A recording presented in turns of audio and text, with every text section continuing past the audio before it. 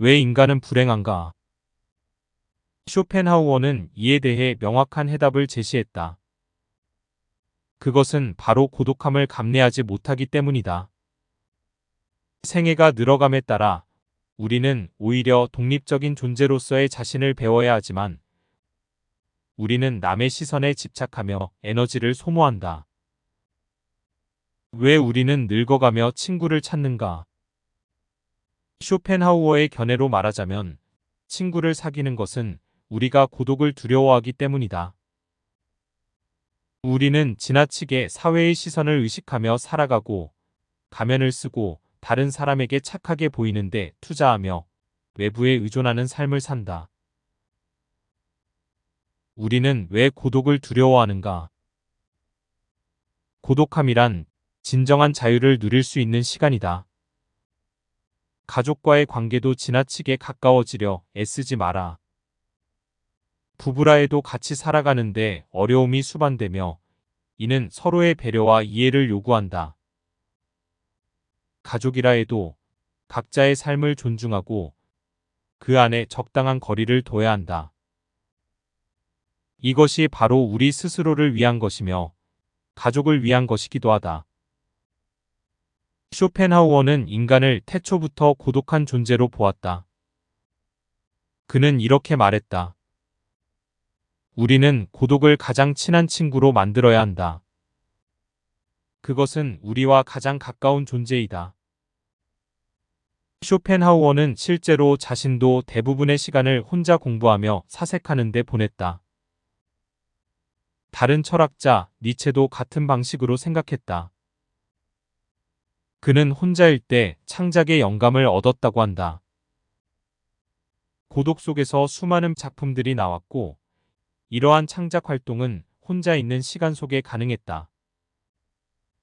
니체는 혼자만의 시간을 가진 것이 자신을 더 나은 사람으로 만들었다고 덧붙였다.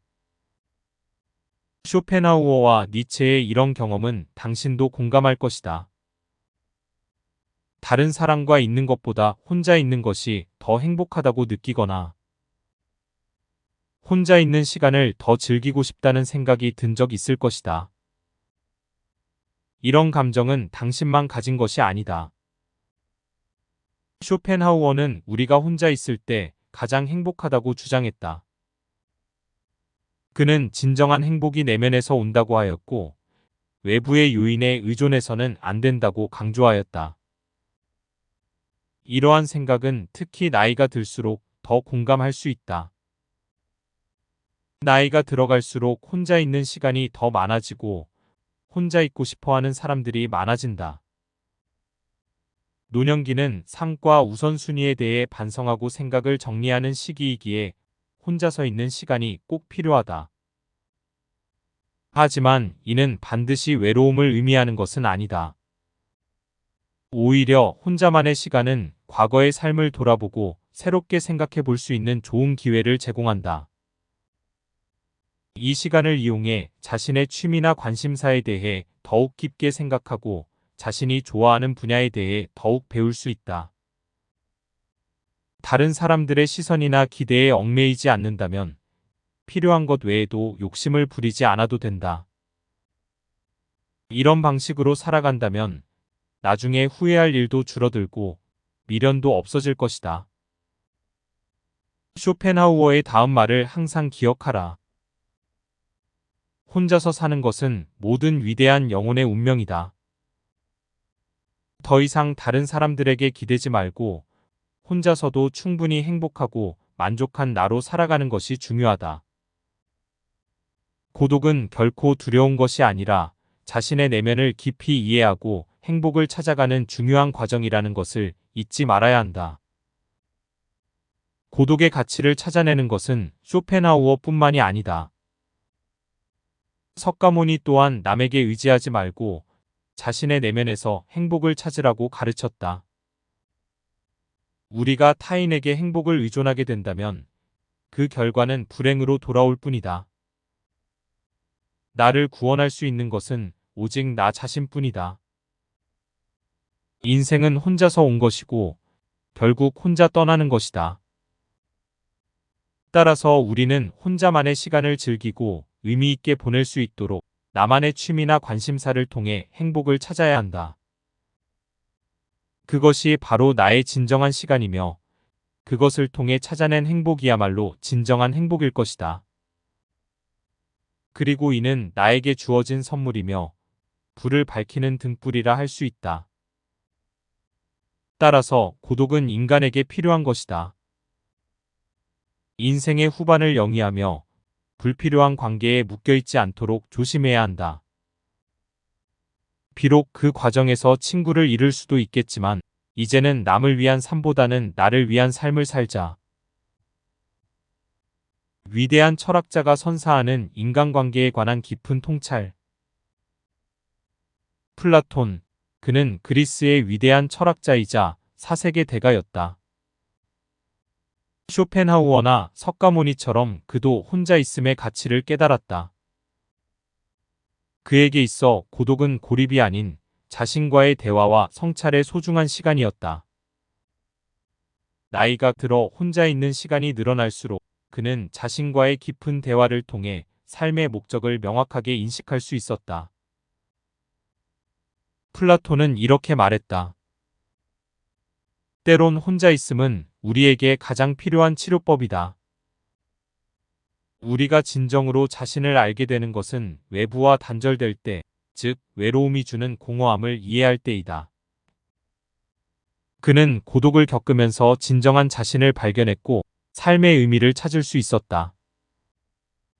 이러한 고독은 외로움의 대상이 아니라 자신을 다시 만나는 기회였다.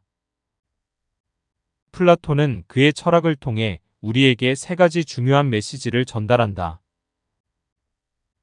첫째, 혼자 보내는 시간은 우리를 진정한 내면으로 인도한다. 혼자 있을 때 우리는 모든 책임과 부담에서 벗어나서 진정한 자아에 접근할 수 있다. 이는 우리가 삶의 진정한 의미를 깨닫는 데 있어 필수적이다. 둘째, 플라톤은 혼자 있음을 통해 자연의 아름다움을 체험할 수 있다고 말했다. 혼자 있을 때 우리는 자연을 보고 듣고 느낄 수 있다. 우리는 고요함 속에서 아름다움을 발견하고 그 아름다움은 우리에게 평화와 만족감을 선사한다.